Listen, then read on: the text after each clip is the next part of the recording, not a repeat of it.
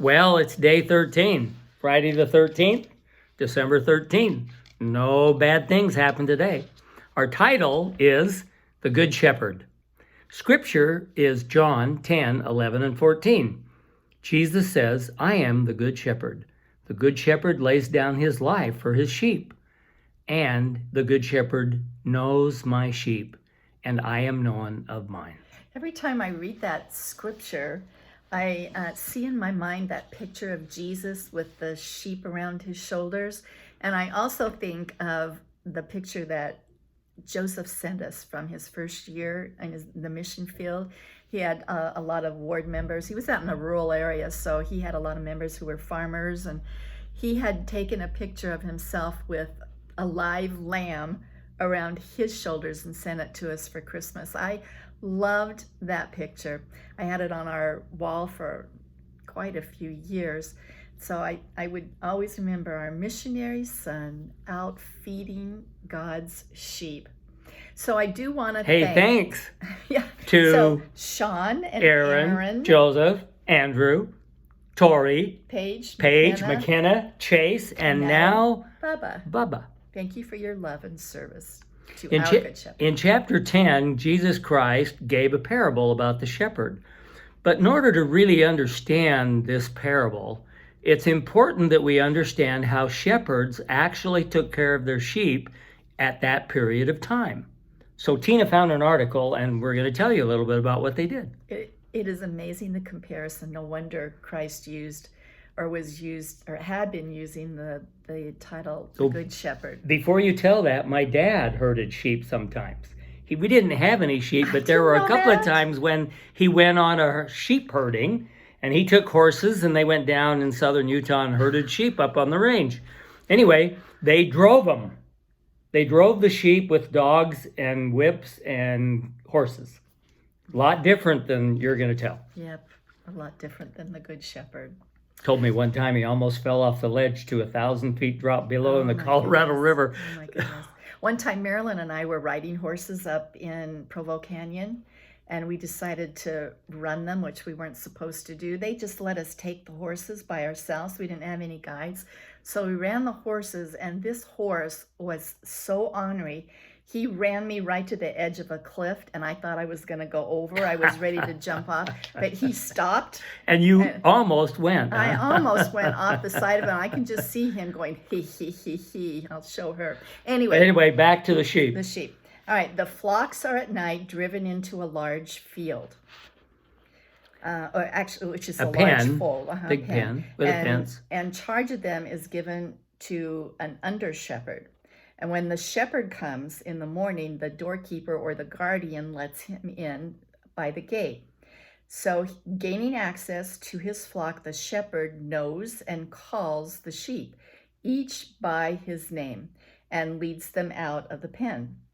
Then the shepherd places himself at the head of his flock and goes before them, guiding them and making sure they are following him simply by his voice, which they know.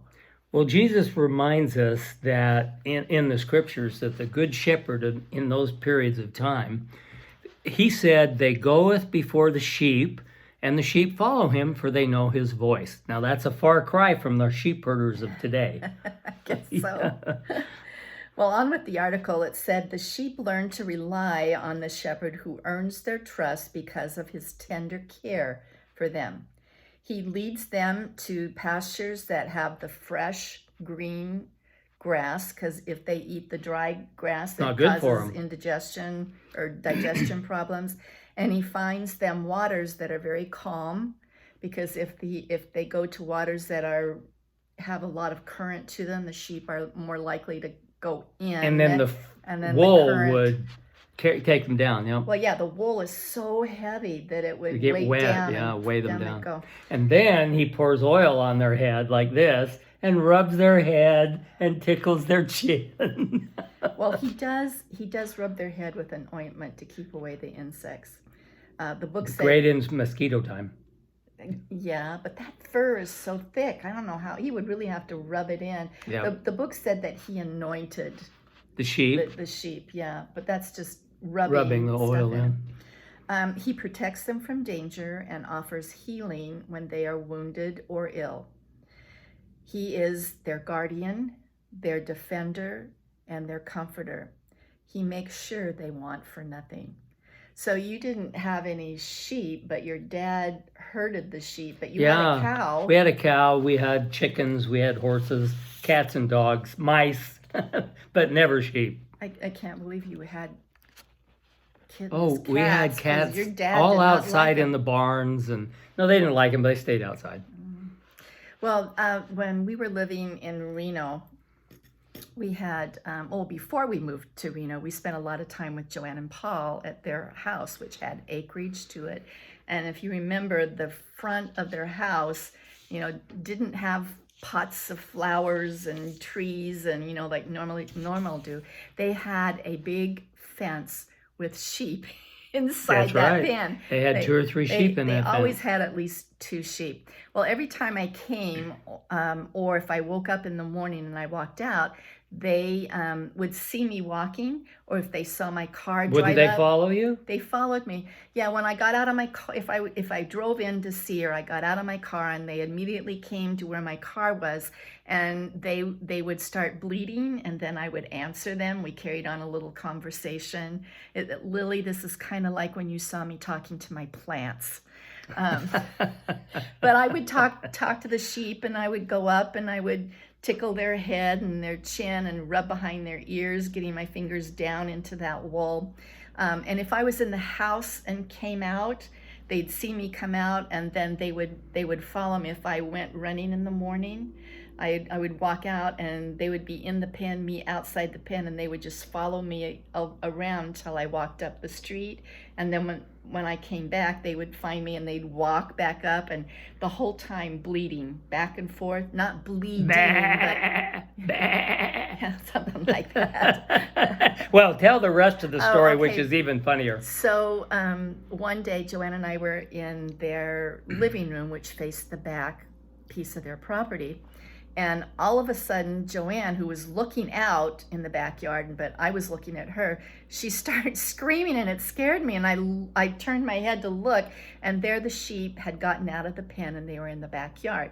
Well, you know what happens when sheep gets out? They eat everything. Crumple the plants, the food, the veggies. Well, the plants, they don't eat anything. They're not like goats. Goats will eat anything, even tin cans, which is bad. Well, they had a garden that they'd eat the garden. Yeah, that's what she was concerned about. So she had never gotten the sheep in back to the gates by herself. So I just walked out the back door and I called the sheep and started to walk out around the corner of the house from the back to the front, and they followed me.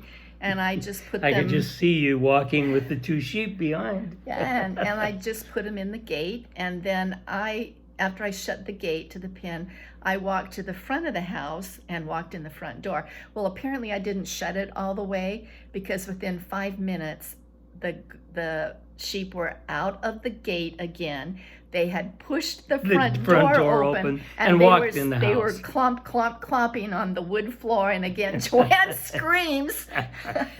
And I just walked toward them, and I walked out the door and bleated. They followed you again. I bleated. Bah! I didn't do it that way. Well, how did you do it? I can't do it anymore. My voice has changed. It was bah! I don't know what it was. Anyway, we had a communication, and I put him back through the gate and into the pen, and I looked at the gate and saw that the handle was broken. So I yelled to Joanne, "Go get Paul!" And so I closed it, and Paul came in. Paul was Joanne's husband. Anyway, Joanne is Dad's sister. Yeah. Okay. For those grandchildren, you didn't know that. So I put my hand on the gate, and I was just talking to the sheep, waiting for Paul to come out and fix it. He fixed it. And then he and I walked back into the house to the front door and closed it for sure. And Joanne said, "Who are you? Are you the sheep whisperer?"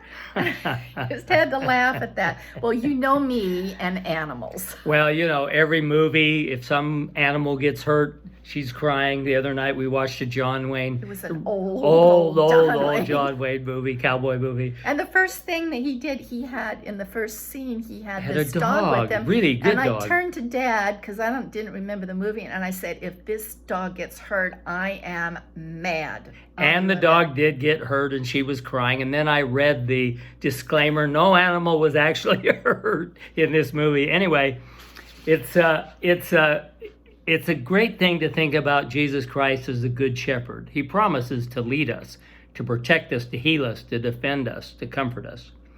In return, he asks that we simply follow him. In order to follow him, however, we need to hear his voice. We need to hear it. Among all the communication and confusion that goes on in the world today, it's sometimes hard to recognize that voice. In fact, Alan Oakes made a statement to that. He said, "From among the chorus of voices we hear in mortality, we must recognize the voice of the Good Shepherd, who calls us to follow him toward our heavenly home." A while back, I had been reading a volume of book by Mike Stroud. Yeah. And all through the book, this volume, I think it was the third volume that we were reading, he emphasized the point of learning how to and preparing ourselves to learn how and prepare ourselves to hear the voice of the Lord. Didn't you write a goal on the whiteboard? Yeah, and so we had this huge whiteboard, and we were living in Colombia, and I wrote this goal that I had, that I'll mention later what the words to it, but I wrote this goal on it, and I looked at that goal every single day we were there. And then when it was time for us to leave, you took that whiteboard and threw it in the garage, U-Haul. And then I threw it in the U-Haul when I unloaded it. It was those things we couldn't get into the big van, so you had a U-Van, and he literally just threw it in. Well, I could not bring myself to erase that goal before it was taken and put in the U-Haul. Interesting. So I erased everything else but that goal. I left that goal on. Well, when I finally got here, Dad had taken the whiteboard and we have 2 garages with all of our stuff stacked side to side, top to bottom.